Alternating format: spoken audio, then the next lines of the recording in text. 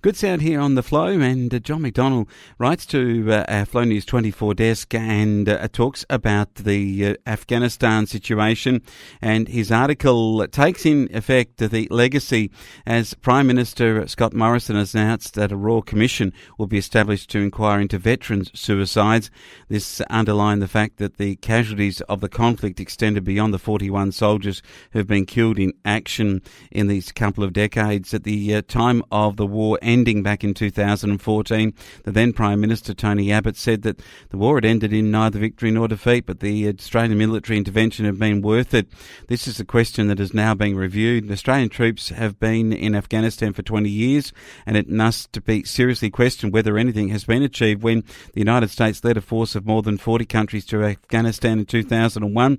The country was split with the Taliban in control, mainly in the south and east, which was made up of the Pashtun fighters, the deep tribal routes in Afghanistan to northern Pakistan. The north and west of the country was controlled by the Northern Alliance, which was made of the Uzbek and the Tajik fighters who have been in the front line of the war with the Russians. The Northern Alliance that was prepared to cooperate with the US-led forces and to accept a degree of control. The Taliban never accepted the rule of the Americans and their Northern Alliance allies.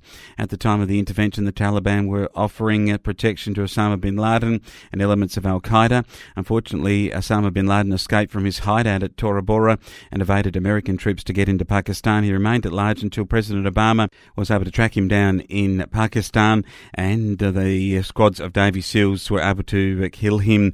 Now the President Biden has decided to withdraw from Afghanistan. The question is, what will be left behind? Australia's strategic analyst David Kilcullen, who's an expert on Afghanistan, having been a key advisor to the American leader David Petraeus, and believes that the country will revert to the status quo. He says that the Taliban will continue to control the south and east of the country, and it is likely that they will introduce strict Sharia law. Recently, a woman in eastern Afghanistan was whipped because her husband accused her of having an affair. Colonel Kilcullen says that Taliban is once again providing succour and support to Al-Qaeda. He also argues that the Taliban will be able to take over the Northern Alliance territory in the north and west, including the capital, Kabul. And it's very much worth commenting that John's article does go into this Royal Commission providing an opportunity for veterans to vent their concerns about the way they were used and whether it was worth it. In the circumstances, many of the 40,000 Australians who've served in Afghanistan will question whether their sacrifice has been worth it, given the pulling out and given the Royal Commission and what is likely to come out of it too. But I suppose there's more the cost of it has to be looked at too.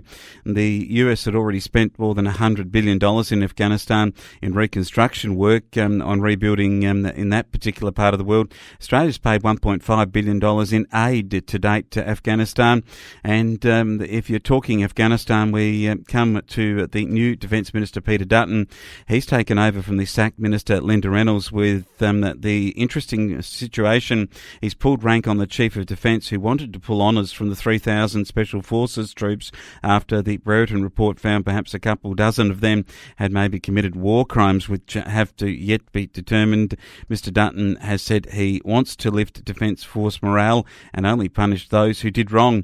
He also backed a Royal Commission on veteran suicides before the PM announced yesterday his government would now adopt that approach to inquiring into that very serious issue. And Minister Dutton has also criticised the Andrews government's limit of 5,500 soldiers and their families attending the Anzac Day marches this weekend. We've been tracking that on Flow News 24 over the last couple of months. So while the government is promoting getting 75,000 or more fans to the MCG and the traditional Anzac clash, we can only have 5,500 soldiers march, including those who were in Afghanistan. Surely some of those people would be more than 5,500 given the 40,000 that have served, and surely there are others from previous wars that would march too, those that have seen conflict in Iraq and others that have seen conflict in the Vietnam War and before that in Korea. So it is, for mine, a eye-watering situation, one that John's article goes deeper into at flownews24.com.au.